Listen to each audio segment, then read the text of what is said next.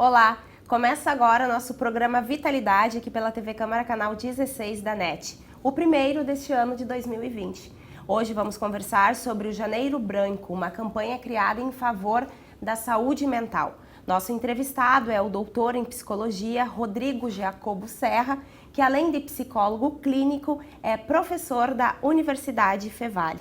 Professor, muito bem-vindo então aqui ao nosso programa Vitalidade, nosso primeiro programa deste ano, né, falando sobre então a saúde mental. O senhor que já esteve conosco o ano passado falando sobre ansiedade e depressão nos nossos jovens e crianças, hoje novamente aqui presente falando desse assunto tão importante que é cuidar da nossa mente, tanto quanto a gente cuida do nosso corpo. Obrigado, é um prazer, obrigado pelo convite. Realmente a saúde mental é um fator fundamental na nossa vida, mas muitas vezes a gente tem uma certa dificuldade de conversar sobre esses assuntos, né? Porque às vezes a gente tem que visitar alguns lugares nossos que muitas vezes nos incomodam, algumas coisas que a gente vivenciou, que a gente vem passando e que são difíceis, né? O que a gente observa hoje em dia na nossa sociedade é realmente uma maior preocupação com outras áreas do ser humano, como, por exemplo, um bem-estar físico, né? Ter um corpo bem trabalhado, mas, ao mesmo tempo, a questão dos nossos aspectos psicológicos parece que está num segundo escalão, num segundo momento, quando, na verdade, a promoção de um bem-estar geral, ela vai depender de todos esses aspectos, né? Então, acho que essa campanha, Janeiro Branco, ela vem muito para relembrar a importância desse aspecto e da gente resgatar realmente na nossa vida, em função das diversas questões e diversas opções que a gente tem hoje em dia no mundo contemporâneo, o que realmente de fato nos importa na nossa vida, né? E eu diria que saúde mental é uma questão fundamental para a gente alcançar os objetivos e a nossa autorrealização. No slogan da campanha costuma-se dizer pela criação de uma cultura de saúde mental. Ainda o povo brasileiro não tem essa preocupação de cuidar da sua mente tanto quanto cuida da saúde física, por exemplo? Olha, a gente tem observado, do ponto de vista dos índices, né, se a gente verificar alguns dados da Agência Nacional de Saúde com relação aos seguros médicos, a gente tem observado um aumento, um incremento das consultas aos psiquiatras e psicólogos, que são profissionais bastante dedicados a essa área de saúde mental, né? Por um outro lado, ainda em termos de população geral do Brasil, a gente vê a cultura de ir ao psicólogo muito menor do que a cultura de ir, por exemplo, a uma academia, de trabalhar o corpo, de cuidar de aspectos nutricionais, né? Então, a gente precisa sim desenvolver essa cultura. E campanhas como essa do Janeiro Branco, que estão, enfim, trabalhando essa questão da saúde mental, vem ao encontro dessa necessidade, da gente falar sobre isso, né? Muitas vezes a questão da saúde mental tem temas tabus, como, por exemplo, o que são transtornos mentais, a questão de prevenção de suicídio, a questão das autolesões nos adolescentes, das automutilações. Então, são temas que às vezes são um pouco tabu para a sociedade. E às vezes é difícil a gente falar das nossas emoções. É muito mais fácil ir para uma academia. Também gostaria de deixar bastante claro que eu acho que a gente não deve deixar de cuidar do nosso corpo. Evidentemente, a gente deve cuidar do nosso corpo, faz bem, libera endorfinas, são substâncias do prazer, neurotransmissores do prazer, e a gente vai ter até um efeito na nossa saúde mental. Mas a gente também deveria conciliar com outras questões mais dos nossos aspectos psicológicos. Então, essa campanha vem nesse sentido, para ressaltar a importância desses aspectos na nossa vida. Muitas pessoas acabam confundindo a expressão saúde mental com doença mental, né? Como se fosse somente casos, por exemplo, de algum tipo de transtorno, esquizofrenia, mas falar em saúde mental é bem mais amplo, não é mesmo, professor? Sim, segundo a Organização Mundial de Saúde, né, a definição de saúde mental, que ela pode mudar muito segundo o país, segundo a cultura, segundo as percepções de cada sujeito, mas a gente tem uma certa definição da Organização Mundial de Saúde que nós vamos falar de um estado de bem-estar que vai nos possibilitar, então, enfrentar o nosso dia a dia, situações de estresse, os nossos desafios, né? São aquelas capacidades psicológicas, a forma como eu enfrento os meus desafios, a forma como eu lido com minhas relações e, fundamentalmente, as minhas respostas emocionais frente aos desafios da vida. Então, tudo isso acontece no ser humano nas suas próprias relações, no seu desenvolvimento, nas suas relações de trabalho e não tem nenhuma relação direta com doença mental. As próprias condições da vida fazem com que a gente requeira desenvolver esse estado de bem-estar para ter uma certa harmonização na nossa vida e poder buscar, então, alcançar os objetivos que a gente tem na nossa vida, né? Muita gente procura felicidade, procura sucesso, procura, enfim, a felicidade pode ter várias caras, vários nomes, vários significados, mas sem saúde mental, sem um bem-estar psicológico, isso não é possível. Eu preciso estar bem comigo mesmo, eu preciso ter uma boa capacidade de me relacionar, eu preciso saber o que eu sinto, eu preciso saber comunicar o que eu sinto. E tudo isso são desafios próprios do ser humano, que não tem uma relação direta com doença mental. Doença mental, nós já estamos falando de doenças que têm uma série de sinais e sintomas que produzem alguns prejuízos no funcionamento social, no funcionamento do trabalho da pessoa, né? E requerem um diagnóstico e um tratamento. Então, sim, os psicólogos, a saúde mental abrange a doença mental, mas ela é muito maior, tem muito mais a ver com toda essa questão de bem-estar psicológico. É comum a gente ver algumas pessoas preocupadas, por exemplo, hoje em dia, um mundo tão corrido, né, a rotina atribulada, esse enfoque no ter, né, em vez do ser. É possível, teria algumas dicas, alguns hábitos que as pessoas pudessem incorporar, até mesmo ações simples no seu dia a dia, que fizesse com que a vida fluísse de uma forma mais tranquila, por exemplo? Menos ansiosa? Sim. Eu acho que é interessante esse questionamento, eu acho que todos nós devemos nos questionar o que de fato nos permite nos sentirmos bem, o que nos deixa nos sentirmos bem na vida, quais são as experiências, né? O que isso realmente varia de pessoa para pessoa, né? Varia de pessoa para pessoa, mas o que a gente sabe que tem alguns estándares gerais que todas as pessoas se beneficiam, né? Então, por exemplo, a gente tem um grande problema na modernidade que é a questão do tempo. Né? A gente trabalha muito, a gente se dedica muito, as exigências elas são altas com relação ao mundo profissional, a gente precisa dar atenção aos filhos, à família, etc, etc, etc. Então, mas a gente precisa fazer um movimento contrário de vez em quando. Aqui vai então uma certa sugestão. Quando é que nós paramos no nosso dia a dia para ter um momento mais próximo da gente mesmo? Por exemplo, relaxar um pouco, sair um pouco dessa correria, reservar um tempo para escutar uma música tranquilamente, sem estar preocupado com o que vai fazer daqui a 5 minutos, uma breve caminhada, desligar a TV para ter digamos, um almoço em família. São coisas pequenas que promovem saúde mental. As interações com a família também são muito importantes, né? Sem nenhum distrator, nem rádio, nem televisão, que a gente possa, aquela janta na mesa que a gente possa conversar, uma soneca de vez em quando é possível. Então, assim, não precisa fazer tudo isso em um dia, mas desenvolver uma certa atividade física, ter relações mais próximas da família, aprender a lidar com os desafios da vida de uma forma mais leve possível, porque desafios nós sempre vamos ter, né? Ter uma certa resiliência frente aos desafios da vida, porque às vezes o problema ele acaba tendo uma dimensão muito maior dentro da gente e às vezes a gente precisa aprender a lidar com isso melhor. Então tudo isso diminui o estresse e aumenta a capacidade de saúde mental. Né? Cuidar de si mesmo, dar uma pausa, eu diria assim, uma pausa no cotidiano de vez em quando, mesmo que seja de 2, 3, 5 minutos. Ao final do dia, ao final do mês, essas coisas vão fazer diferença. E se preocupar realmente, cada um deve pensar, fazer um exercício de reflexão, né? O que realmente importa na minha vida, né? Às vezes a gente está buscando coisas mais financeiras, desafios muito grandes e, na verdade, aqueles momentos que nos deixam mais felizes são momentos com a família, de convivência, com algo mais simples, mas que, na verdade, é muito complexo e é muito difícil de ter hoje em dia pelos desafios que a gente tem. Mas a gente precisa resgatar essas coisas simples que são fundamentais para o ser humano ter uma boa qualidade de vida e uma boa saúde mental.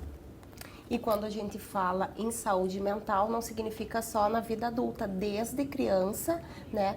há de se ter uma preocupação, né, com as nossas crianças, com os nossos jovens, Sim, para que futuramente também eles saibam conviver melhor com os desafios que a cada etapa da vida vão se mostrando. Sim, aí é fundamental uma educação que a gente chama de educação socioemocional já quando as crianças são pequenas, né? Lá pelos 3, 4, 5 anos a gente tem uma fase de um exercício de autonomia da criança. A criança quer fazer as coisas que ela quer, do jeito que ela quer, na hora que ela quer. Isso é próprio do desenvolvimento normal. Mas aqui nesse período é fundamental os pais entenderem que a criança está tendo importantes aprendizagens para a vida, porque se a gente começa a dizer não para determinados aspectos, isso é fundamental, a gente começa a ensinar para a criança que ela vai ter que regular a sua raiva, a sua tristeza, né? Vai ter que regular a sua frustração, e isso vai ser absolutamente fundamental no futuro.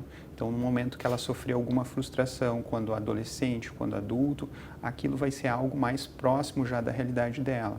Então, muitas vezes, satisfazer todas as necessidades conforme a criança quer não é muito benéfico para a saúde mental. Então, por isso que a gente fala, a educação socioemocional, como a criança lida com as emoções, e isso vem desde pequeno, isso vai ajudar no futuro. Mas o que a gente vê, lamentavelmente, hoje é que os transtornos mentais, falando agora de doença mental, né, eles têm um índice já muito elevado em infância e adolescência. Segundo dados da Organização Mundial de Saúde, 20% das crianças têm algum transtorno mental. E isso faz a gente pensar que essa relação, e claro, depois eu quero esclarecer isso, o que os pais podem fazer. Eles são um dos componentes importantes nesse processo, não são os únicos. Tem questões cerebrais, tem questões do temperamento da criança, enfim, tem uma série de complexidades que configuram uma doença mental. Mas o que os pais podem fazer? Buscar a satisfação das necessidades emocionais da criança. E uma delas é frustrar a criança. Não oferecer tudo na hora que a criança quer. Né? Porque isso não é possível na vida, isso não é possível na nossa realidade. Né? E também reconhecer a expressão das emoções da criança.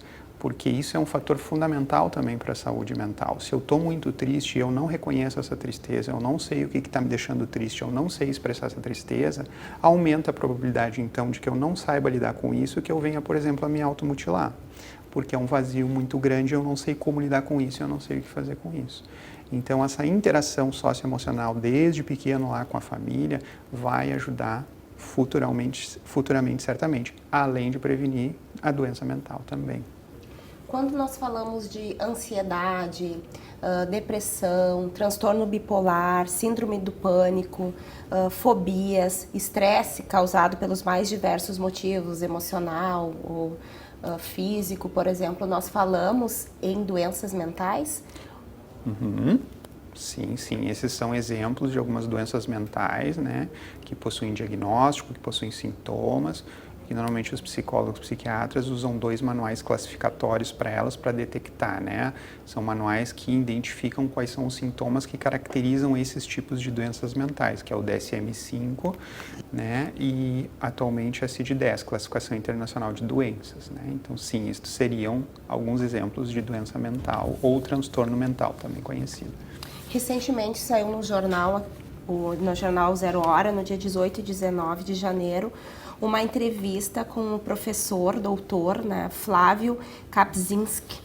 Ele é médico e ele desenvolve um trabalho todo na área de depressão e outras doenças, ansiedade, e ele realmente fala durante toda a entrevista nele que a depressão, ela é o mal do século, né? Que segundo a Organização Mundial da Saúde revelou em 2017 que a depressão afeta 322 milhões de pessoas no mundo e no Brasil são 11,5 milhões de indivíduos diagnosticados, então, com esse distúrbio, né? E a depressão, ela também traz outros impactos para o corpo também da pessoa, é um dos estudos aqui que ele defende. E fala também da questão que nós estávamos comentando, das mutilações, como vem crescendo entre os adolescentes, que uma fase bem complicada seria o início da vida adulta. né? A segunda principal causa de morte entre 15 e 29 anos seriam causados, então, pela depressão. A depressão também pode levar ao suicídio, né? E tudo isso tem um início, né? Por algum fator, é uma série vai se tornando uma bola de neve, os problemas, a pessoa não sabe, às vezes, administrar ou o que fazer, ou às vezes tem alguma questão química também do próprio corpo, né? Mas é uma realidade muito presente, não só no Brasil, no mundo inteiro. Essas doenças cada vez mais presentes na vida da sociedade. É verdade. Hoje em dia a gente está trabalhando então com o conceito de o que a gente chama de psicopatologia do desenvolvimento, ou seja, o desenvolvimento das doenças mentais. Então, pode ser que lá no início, na infância, 5, 6, 7 anos, a gente não tenha a possibilidade de fechar um diagnóstico de transtorno depressivo maior, ou comumente chamado de depressão, né, numa criança, mas a gente já vê alguns sintomas nela, né? Então, a gente precisa trabalhar em duas frentes, no meu ponto de vista. Uma frente preventiva e uma frente de intervenção, né? Quanto antes a gente detectar esses sinais e esses sintomas nas crianças e adolescentes, e antes a gente iniciar o tratamento, a gente pode contribuir daqui a pouco para diminuir esse índice de 11,5 milhões de brasileiros que sofrem de depressão na idade adulta. Isso é um dado para a população adulta, tá? A gente tem um índice maior que a prevalência mundial de depressão, né? A gente tem uma prevalência no Brasil de depressão de 5,8% e os dados mundiais é de 4,4%. Né? Mas isso começa lá atrás, na infância, de alguma forma. Aí sim, é verdade, nós temos fatores genéticos, nós temos fatores ambientais, nós temos uma vulnerabilidade biológica que tem a ver com o funcionamento cerebral dessas pessoas, mas nós também temos fatores ambientais. Nos fatores ambientais é onde a gente pode fazer esse processo de prevenção, né? Quais são as necessidades da criança? Quais são as necessidades emocionais da criança? Como ela pode ver o mundo de uma forma um pouco mais harmônica, né? Uma das coisas que se prejudica na depressão é uma visão mais negativa de si, dos outros e do mundo ao qual ela pertence. Então, se as relações são mais estáveis, existe mais harmonia em casa, menos conflito, menos brigas e tem uma satisfação das necessidades emocionais da criança, inclusive aprender a frustrar ela, o que acontece? A gente contribui para uma visão de mundo mais equilibrada. Ao contrário, se a gente tem dificuldades nos relacionamentos em casa, temos gritos, temos um processo de violência psicológica com a criança, violência emocional, uma série de vulnerabilidades que submete a criança, então nós aumentamos o risco ambiental para que ela possa desenvolver junto a outros fatores, por exemplo, a depressão. Então a gente pode trabalhar preventivamente quando detecta isso e fazer as intervenções necessárias quando a gente detecta esses casos, tanto na infância, adolescência e idade adulta. Mas o que a gente sabe é quanto mais a gente trabalhar de uma forma preventiva, essas depressões não significam que elas não vão existir, mas elas podem ter uma intensidade menor, elas podem ser menos graves e, portanto, muito mais fáceis de ser tratadas. Então, por exemplo, a gente pode reduzir, mesmo que não o número geral da depressão, mas reduzir, por exemplo, o número de tentativas de suicídio, porque não são tão graves as depressões. A gente pode reduzir daqui a pouco o uso de psicofármacos, porque depressões mais leves a gente pode começar com psicoterapia. Se são depressões mais graves, já precisamos de uso de fármacos associados à psicoterapia. Então a gente pode, não é garantia de que a gente não vai reduzir esse número no trabalho preventivo, mas sim é certo que a gravidade desses transtornos eles diminuem, na medida em que a gente faz um trabalho preventivo, né? E alguns, evidentemente, a gente pode reduzir. Agora, claro, a gente precisa se questionar o que está levando ao aumento desses índices tão significativos, né? O que está acontecendo? E né? Na verdade, eu me dedico basicamente à infância e adolescência e a gente vê muito, por exemplo, esses comportamentos de autolesão, esses comportamentos, né, que a gente pode entender de diversas formas. Ok, tem aqueles adolescentes que podem estar experimentando, que faz parte natural da vida. Bom, para eu me ingressar em determinado grupo eu vou ter que me cortar, mas tem aqueles que estão se cortando porque sentem um vazio, porque não entendem o que está acontecendo, porque não conseguem lidar com as suas emoções, né? Então a gente vai analisando a história de vida desses adolescentes e vai vendo que algumas necessidades emocionais lá atrás, ou que algumas mensagens que foram passadas, ou a forma como ela entendeu essas mensagens, é como se ficassem déficits emocionais das suas necessidades, né? É como se às vezes ela não fosse reconhecida nas suas emoções, né? Por exemplo, né? A criança está chorando porque está frustrada. E aí, muitas vezes, os pais têm uma dificuldade de aceitar esse choro. Eu estou entendendo que tu está frustrado, eu estou entendendo que tu está triste. Isso é um reconhecimento da emoção. Mas, muitas vezes, esse passo de reconhecimento e aceitação da emoção não existe. Vai direto. Para de chorar porque tu não vai ganhar o que tu quer. Então, tu não valida a emoção. Apenas diz que você não vai ganhar. Nós poderíamos fazer assim. Eu estou entendendo que tu está triste, tu está frustrado, tu tem todo o direito de estar frustrado e estar triste, mas infelizmente o pai não pode comprar aquele brinquedo. É diferente. Você dá o limite e você valida a emoção. E aí a criança entende que ela é amada, que ela é respeitada e que estão compreendendo aquilo que ela está sentindo. Logo, ela também vai absorvendo, olha, isso é tristeza, a gente não gosta de sentir isso acontece quando às vezes a gente não ganha alguma coisa. E isso vai servindo então para que quando ela sentir algo parecido lá na adolescência, ela entenda o que está acontecendo. E se ela entende o que está acontecendo, se ela foi respeitada, talvez ela não tenha necessidade de fazer esse processo de autolesão, automutilação. Então, é um trabalho de prevenção e de intervenção já precocemente, eu diria, né? E aqueles casos que a gente tem na população adulta, a gente vai tratar, a gente tem tratamento, a gente tem uma farmacologia, se caso seja necessário, que tem demonstrado bastante resultados significativos nessa melhora, né? Mas o que me preocupa também nesses dados, e a gente vê isso em consultório, é que tem muitas pessoas que não procuram ajuda. Então, eu imagino que esses dados são ainda maiores, porque esses são dados de pesquisas, né, de pessoas que informam a sua situação, de pessoas que de alguma forma revelam. E aquelas que não vão, que não procuram, que acham que estão sentindo algo que é passageiro e na verdade é uma depressão, que acham que perderam a motivação, a cor da vida, mas acham que é normal e na verdade não é. E a gente não tem esses dados registrados, então pode ser que esses dados sejam ainda maiores. E para encerrar esse primeiro bloco, então, Rodrigo, falar um pouquinho da terceira idade, que é outra fase, né? Que a depressão e inclusive o suicídio vem crescendo bastante. É pela chegada da aposentadoria, embora a expectativa de vida ela esteja aumentando, o medo da morte, né?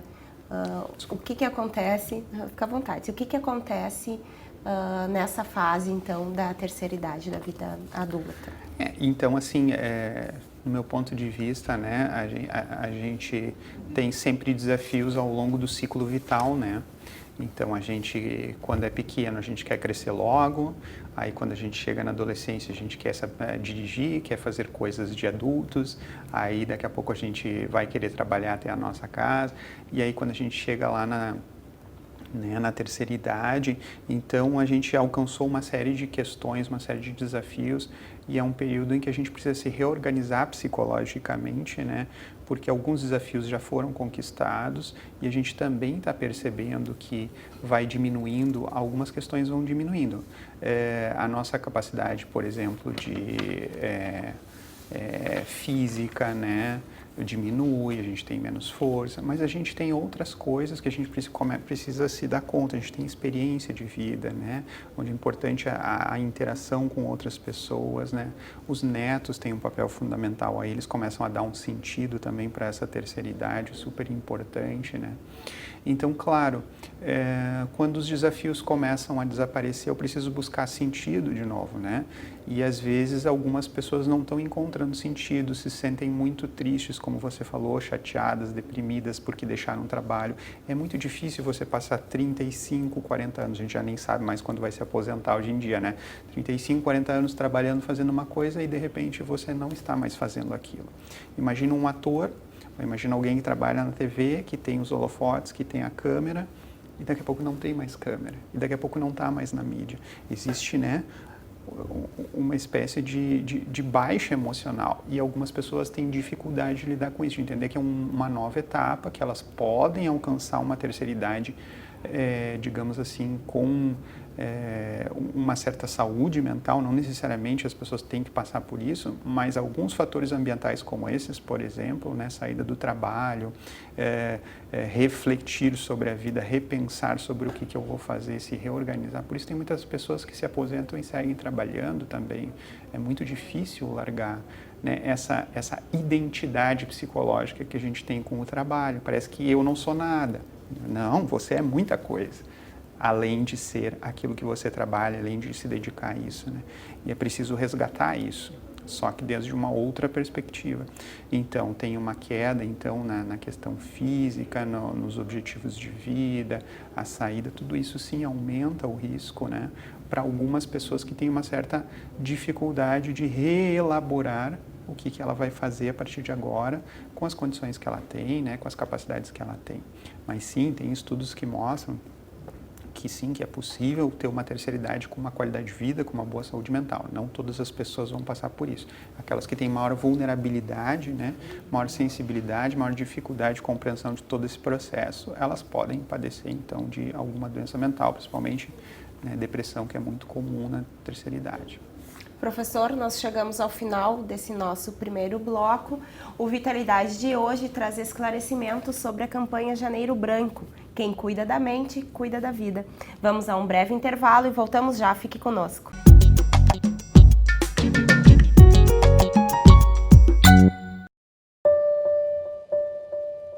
Eu fiquei muito feliz, só que preocupada ao mesmo tempo.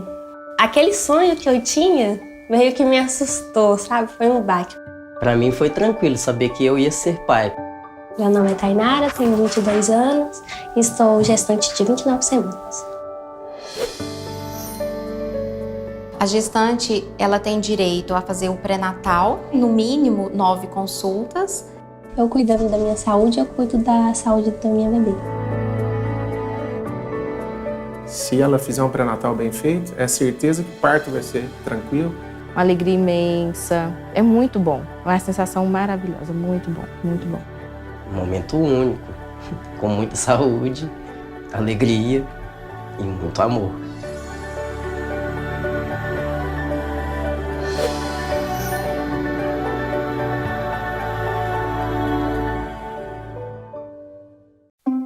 Quando descobri que estava grávida, várias preocupações vieram na minha cabeça. O que ele vai ser quando crescer? Será que vai nascer com saúde? Por isso, a primeira coisa que fizemos foi o teste de sífilis no pré-natal. Quanto mais cedo a gente descobrir, melhor para tratar. Assim, a gente não só cuida da nossa saúde, mas também impede que a doença seja transmitida para o nosso bebê. Faça o teste de sífilis, proteja o seu futuro e do seu filho. Ministério da Saúde, Governo Federal.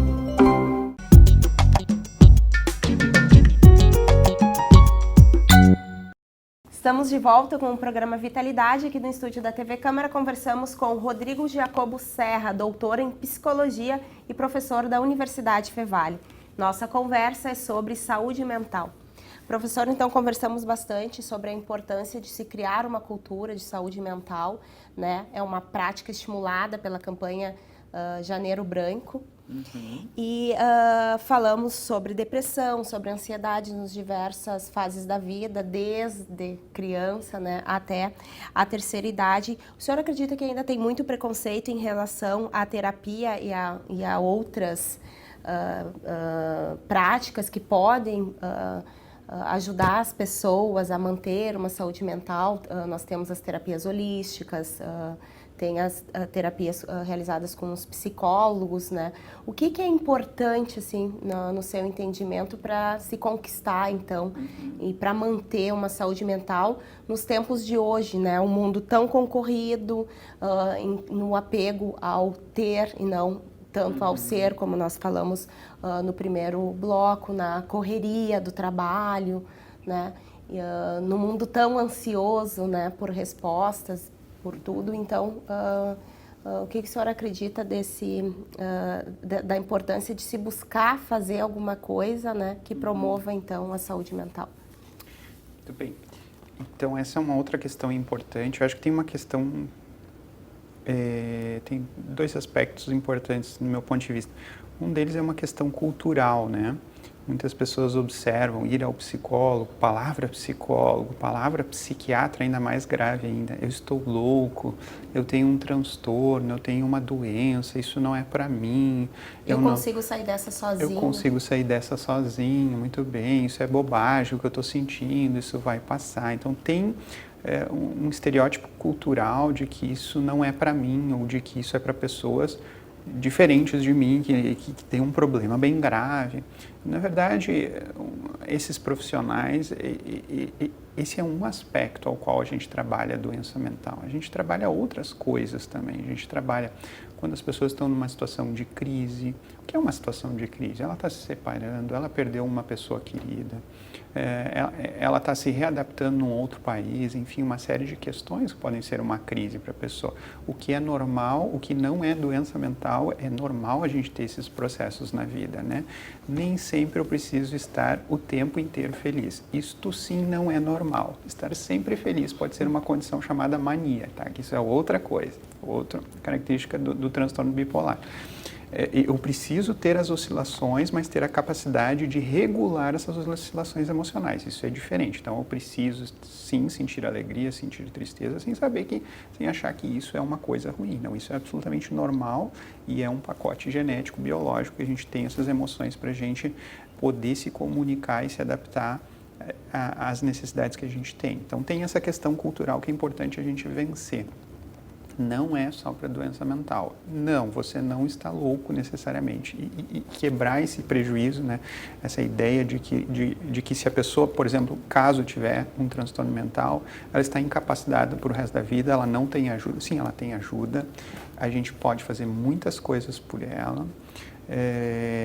O que a gente pode fazer, por exemplo, professor, se tu vê um colega, um amigo ou um filho muito ansioso, muito nervoso ou muito triste, né? Como saber como ajudar e identificar? Então, assim, quando a gente percebe que as pessoas, que um amigo, que um colega, ele não está conseguindo, a partir da sua autonomia, lidar com as situações de estresse do seu dia a dia, aí sim a gente pode, então, ter uma conversa com ele, perguntar, quem sabe tu procura ajuda de um profissional? Será que isso não é importante para ti? E aí vem o segundo aspecto, depois do cultural, que é o quanto cada um de nós valoriza a nossa saúde mental.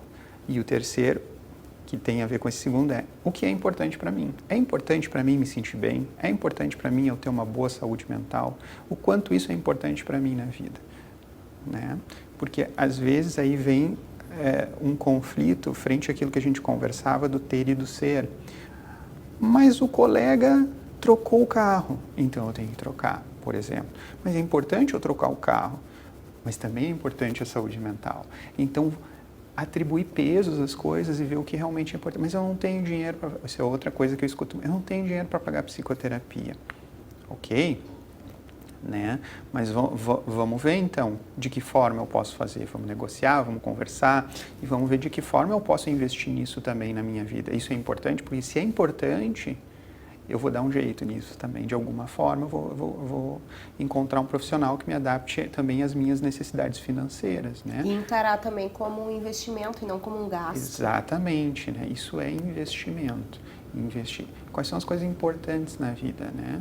Se eu não tenho saúde mental, e entender saúde mental não só como transtorno, se eu não tenho uma boa habilidade psicológica, se eu não consigo lidar comigo mesmo, com as minhas emoções, como é que eu vou ser feliz? Como é que eu vou alcançar as coisas? Aí eu vou comprar, mas aí chega de noite, eu vou me sentir bem, vou me sentir feliz, aquelas dificuldades emocionais vão aparecer de novo. Então é importante isso. Romper as barreiras culturais, não é só para louco, não é só para quem tem transtorno. A gente lida com uma série de questões, com dificuldades da vida, dificuldades existenciais, com crises, com sofrimentos. Quando a gente não consegue, então, lidar sozinho, a gente não está tendo essa habilidade, essa capacidade, a gente pode procurar ajuda de um profissional. É importante que seja de um profissional. que esteja preparado para esses aspectos, né? A gente tem que cuidar isso, né? Normalmente, dentro da psicologia, dentro da psiquiatria, procurar profissionais que tenham estudo, que trabalhem de uma maneira séria, né? A gente espera que as pessoas tenham uma boa experiência com esses profissionais. É por isso que eu estou falando isso, né? Porque nem sempre acontece isso. Mas procure alguém de sua confiança, que seja indicado por algum conhecido, algum amigo, né? E pesquise. A internet é fácil hoje fazer isso. Pesquise a vida desse profissional, pesquise, saiba o que ele é especializado, o que ele anda fazendo, qual é o currículo dele, né? Porque você vai dedicar coisas muito íntimas da sua vida a essa pessoa. Então é importante que você sinta confiança nessa pessoa. Nenhum processo terapêutico, né, ou uma relação com o psiquiatra vai adiante se não tem uma relação de confiança. Então, basicamente é isso, é vencer as questões culturais, saber em que ponto se encontra a saúde mental em nível de importância na minha vida, né? E também reconhecer quando eu sozinho não estou conseguindo dar conta das coisas. Isso é uma atitude de coragem, ao contrário do que as pessoas falam, mas que fraco que tu está vendo o mundo desse jeito. Ao contrário, olhar para dentro da gente requer muita coragem. E isso também dificulta, às vezes, as pessoas a encarar o processo, né, de procurar um psicólogo, um psiquiatra. Esteve conosco aqui falando sobre a questão do suicídio no Setembro Amarelo em 2018, o seu Anildo Fernandes, que é porta-voz nacional do CVV, Centro de Valorização da Vida, e ele também falou desse suporte para aquelas pessoas que, numa situação mais grave, assim, não querem um contato interpessoal, né, querem manter o anonimato, não querem receber de volta algum tipo de conselho, porque quando a gente está conversando com amigos, as pessoas, elas dão a impressão delas sobre os problemas, né? Então, qual a importância que você acha que tem esses grupos, né? Tem outros grupos também de problemas mais específicos, que tem um suporte emocional, como o tipo dos Alcoólicos Anônimos, né? O CVV, qual a importância que esses grupos têm para a sociedade, em momentos assim mais cruciais, como, por exemplo, o suicídio, né?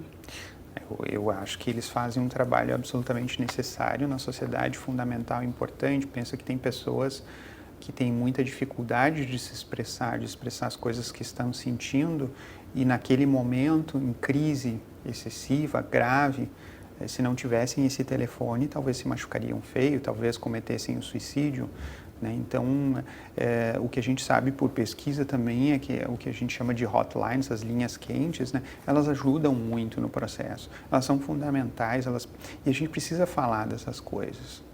A gente precisa colocar na mídia, a gente precisa falar sobre esses temas para que as pessoas entendam, olha, se eu tiver problema, se eu não tiver com quem falar, existe esse recurso, né?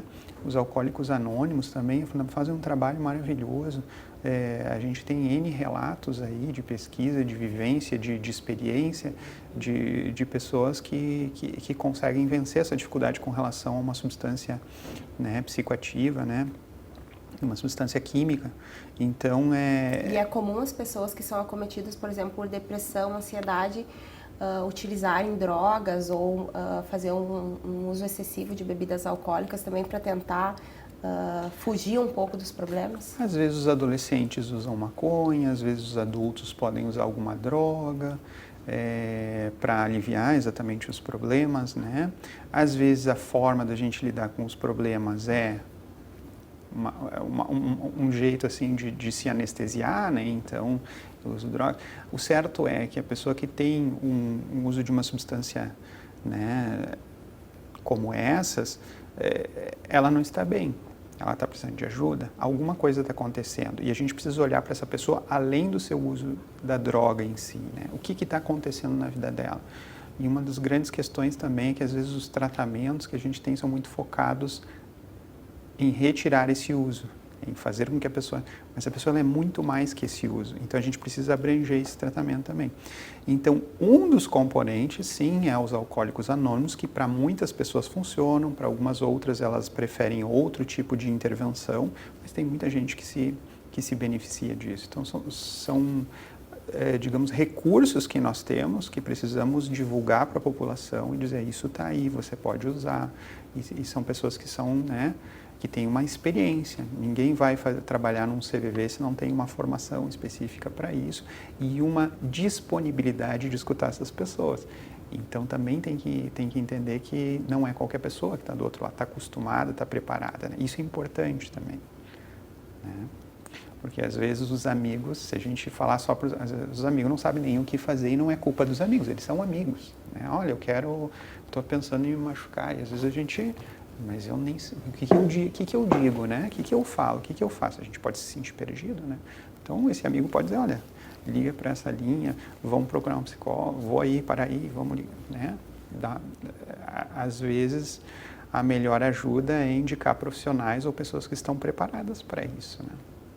Chegamos ao final, então, do nosso programa. Professor, que mensagem deixaria às pessoas que estão nos assistindo em casa, pela TV Câmara, pelo Facebook, pelo YouTube aqui da TV, sobre essa temática que a gente conversou hoje, Janeiro Branco, mês de conscientização, então, pela promoção de uma saúde mental?